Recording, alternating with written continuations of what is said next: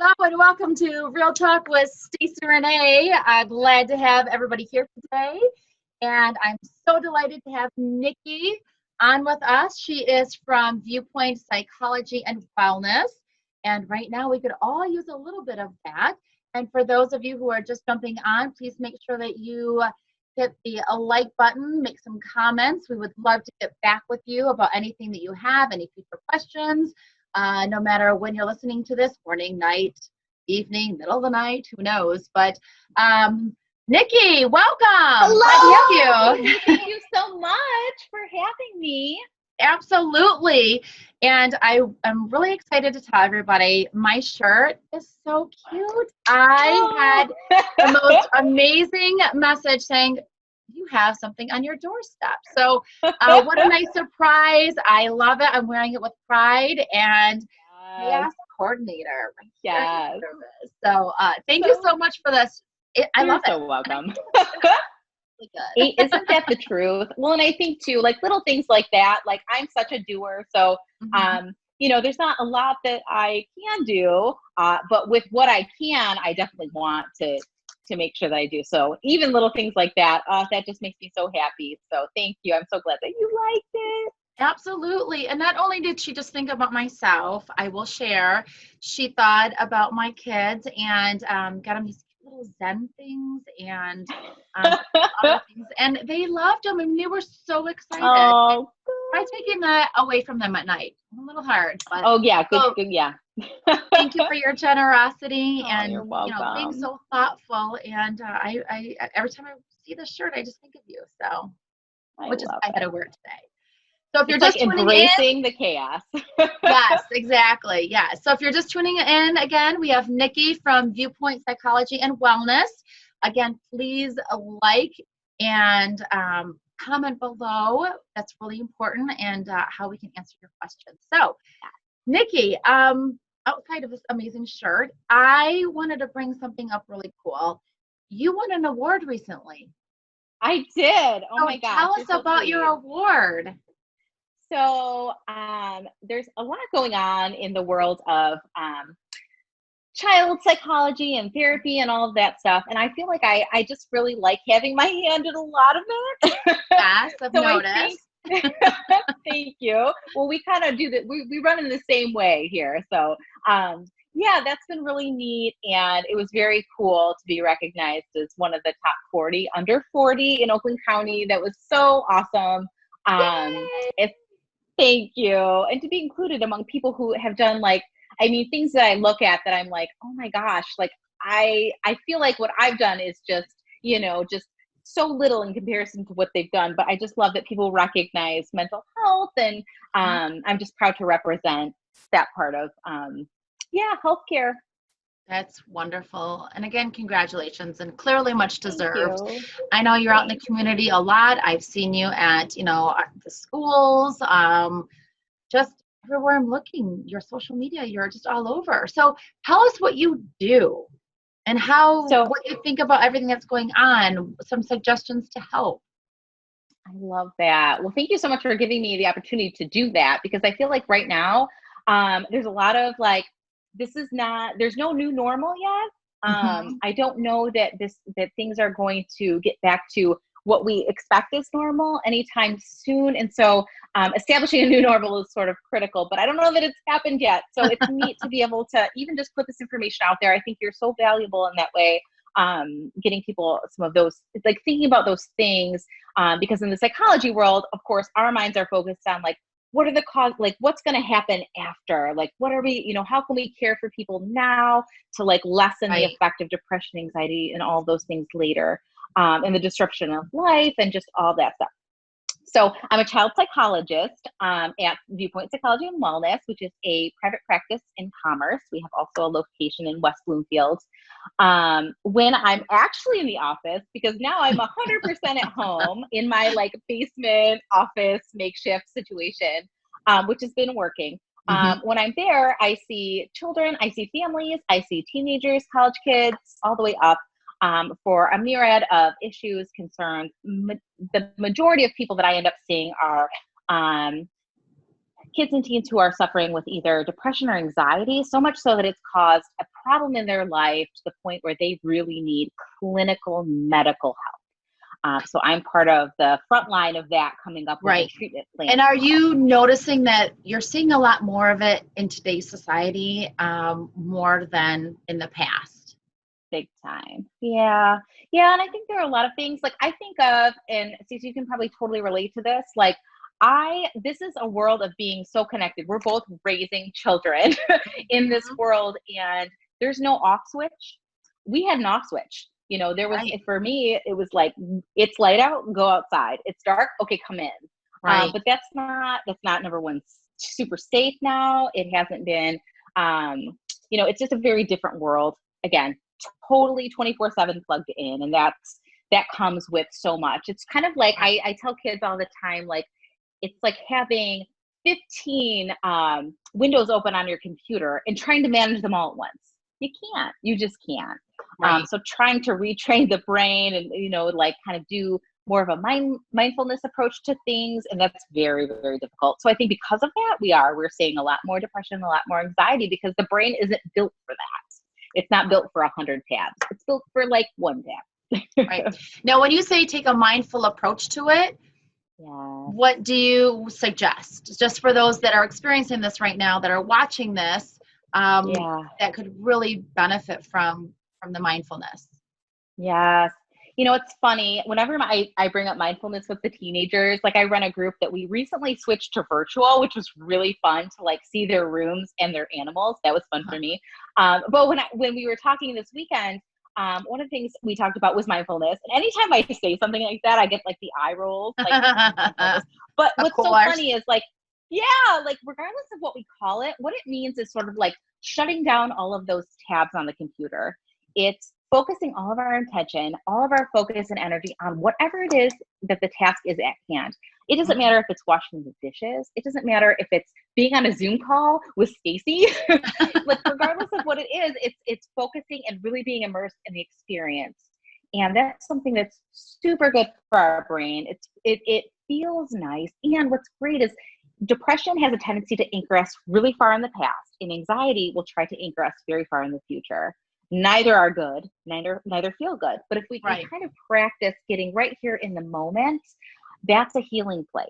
It's a very healing place. Athletes know it as being in the zone.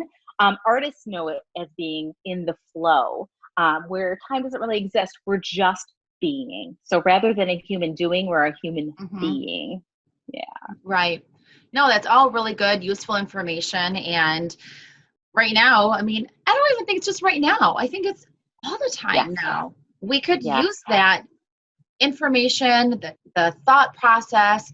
I know I like to say shifting gears, I love that. shifting the process. And, you know, I just think that we all, no matter what we're going through, because life is constantly changing, even if we are set in our normal routines, if something comes up, how do you handle it? If something is different in the way that you drive to work, how are you going to handle it? And so it's just a matter of being approachable to understanding how to address those changes in a calm demeanor. Right. It's resiliency, you know, like resilience is so key. That's exactly what you're describing, is the ability to be resilient regardless of what life's going to throw at us, because it's going to happen. We can't account for it. It's just going to happen. And I love the terminology of being able to switch gears. Because really, if we train our brain, we can do that. We can do that whenever possible. You know, cheesy things therapists say are things like where your energy goes, flows. Right. And it's so true. But it makes sense. Yes, right? Like you have to be very careful of what, you know, thoughts and just how your outlook is any day. And so I love that term, shifting gears, because it speaks so much to that in just a really accessible way that I think people can understand. So I love that. Thank you. Thanks. Yeah. So you were also telling me about some tools and things that maybe you used with some other organizations. Please share with us what those tools are. Yes. So this was born out of like, here's a therapist who can no longer like do what she does as far as seeing clients in session and being out in the community. And so if you're anyone like me, you know, finding a resource or an outlet for helping, you know, I love that Fred Rogers quote where he quoted his mother and saying, "Look for the helpers." Like, I admire that so much. And I think that's really a powerful, empowering thing to do with our time and our energy. So one thing that was sort of born of that, one thing I do in session with all of my clients, it doesn't matter if they're a child. I don't care if they're a teenager, if they're an adult, or if they're, over 60. This is something I do with everybody. And it's funny the way they respond, because everybody responds in a different way, but usually it births something really powerful. And that's to come up with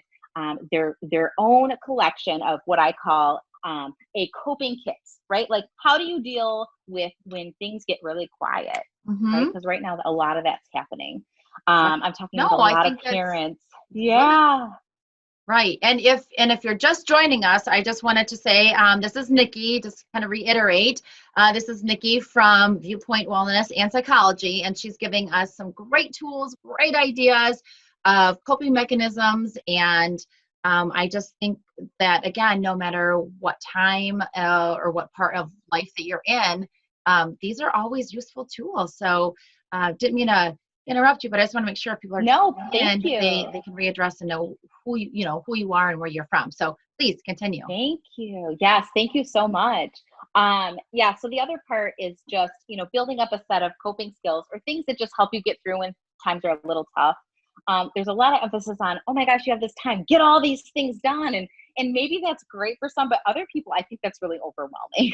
So it's like, let's do what we can with what we have. And so born of that was this idea in Western. So Walled Lake Western High School is one of the high schools that Lakes Area Community Coalition serves.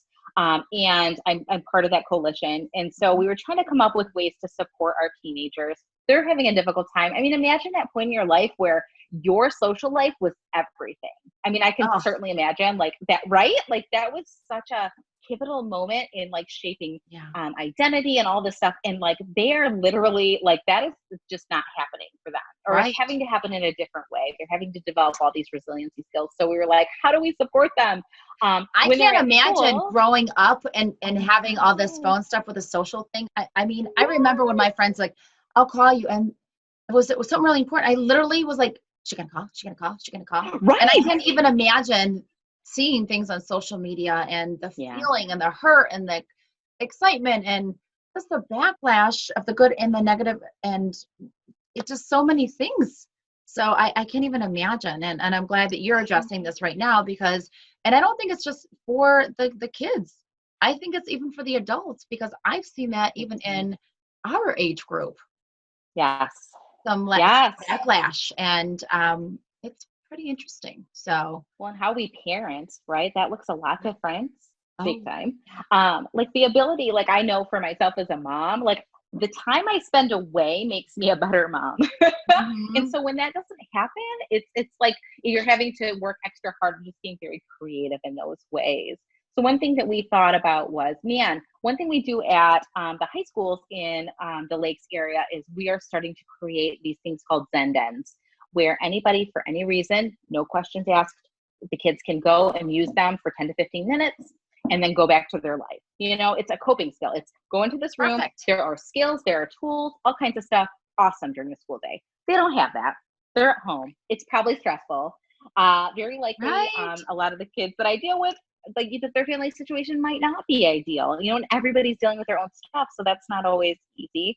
So one thing we thought was, what if we could create a Zen den on the go? So that's what we did. And they'll be going out later this week. Yes. I'll show you. I brought some of this stuff. So I try to think of all the different types of, usually when I teach coping skills, I teach think of every sense you have in your body, your sense of sight, smell, touch, taste, the whole thing, and then try to find something for each sense that really just feels nice, serves a purpose.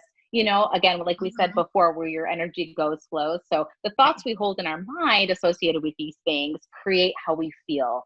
Is just the same way that if we imagine an orange and the experience of eating it, our mouth will start to water. Our brain is so powerful. So shifting that gear is really powerful and a good skill for right now. Right. And I actually have a funny story to that, because when I was going around traveling, the United States, when I was in the auto shows, I I will never forget. I was so stressed out because I literally had an hour to get home, change out my luggage, and get back to the airport to go to the next Wow. show.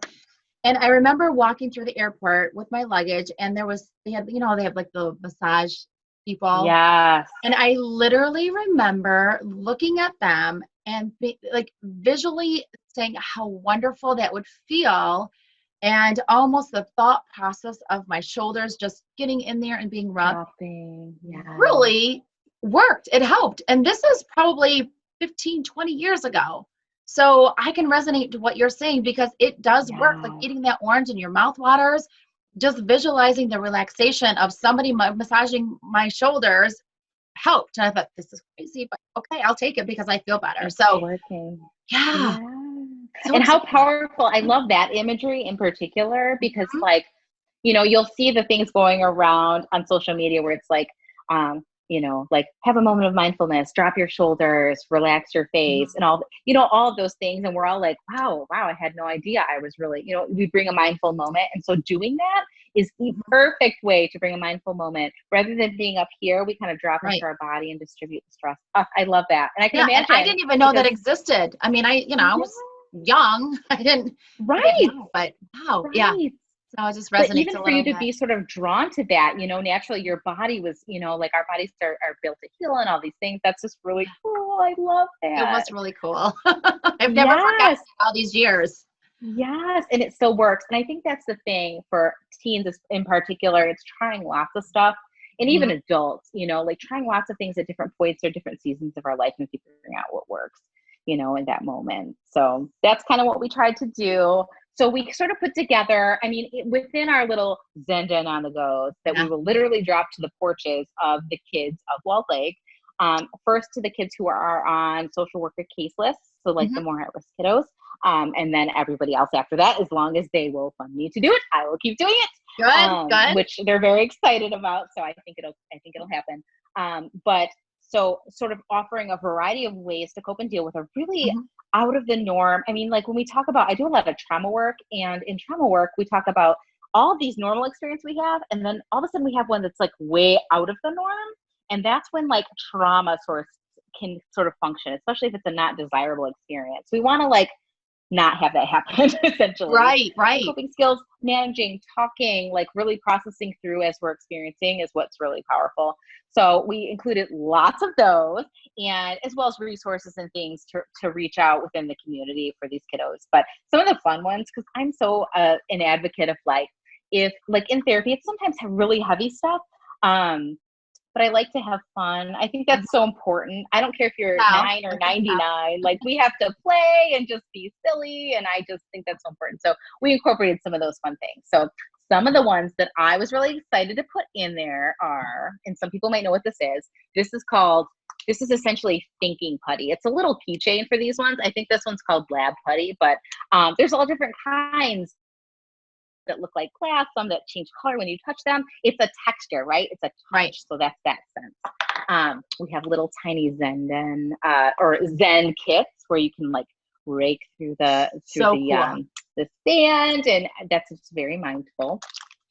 Also etch a sketch. Like how many remember this, Oh, right? But how mindful, like time just goes all over like yeah. time doesn't pass when you're doing an activity like that. Right. Oh my gosh, I have kinetic sand. Like how fun. Have you guys ever experienced kinetic sand? I do Yes, on a we daily have. basis, and let me tell you, right? Like Yes. it's so And fun. you don't Oh, forget it if you've experienced it. no. And what's great is it's way less messy than like Play-Doh. So I'm a fan. Yes. Yes. We put the viewpoint stress balls in here. And then the last thing that we put in that I thought was really fun, the group that I work with, the teen group, that I've been working with for months now, they actually helped me like create this. And so what it's called is the Calm Card. And it runs through a mindfulness meditation exercise, but it doesn't say that. It just says the Calm Card. And so what you do is, this is a thermographic sticker. You put your finger on it, and it will Uh-huh. eventually, if you hold it and you're warm, it'll turn really dark blue. And then you run through this breathing exercise for as long as it takes for that blue to turn black again. Oh, And so it's that's kind of a fun, very just like cool. really easy way to just have a mindfulness in a fun kind of way. And it can fit in your wallet, which is, I think, is Oh, I think So, adults need, yeah, I right? might have to get some of I those totally cards from love you it. and distribute them, because that is They're kind of really a great awesome. idea. Thank you. I've Thank heard of you. that They've been before. really fun. Yeah. Yeah. So Ah, those are our little tools. what a phenomenal thing to be able to provide to kids Thank during you. this time, and even adults if Mhm. they need them, and drop Yeah. them off at their porch. I mean, that's even, talk about service. Well, and feeling so special. I think that's the other thing. We want them to know, like, we see you. We are there for you. It's hard Hmm. to communicate that when we can't. That social rhythm is sort of gone for people. That making eye contact, being in a physical space and feeling the vibe of the Hmm. room, like we don't get that right now. Right. And as humans, it's like part of being a human. We don't exist as an island. So I love that. Yeah, hopefully it communicates that. I hope that's what they feel. Well, I think that is just outstanding. And what a great way to give back, to continue to be, not so much social distancing, is what we're trying to do, but it's just, it's more of just, like, what do I want to say? Not purposeful distancing. It's just more like just touching, No, I we don't, love that. It's like intentional connecting, right? Like I think that's like it's intentionally connecting in a way that that yeah. we're not doing it in a physical space, but I think we can do it on an emotionally intimate space. And I'm hoping that's kind of what comes out of this. I'm all about Mhm. like, where's the silver lining?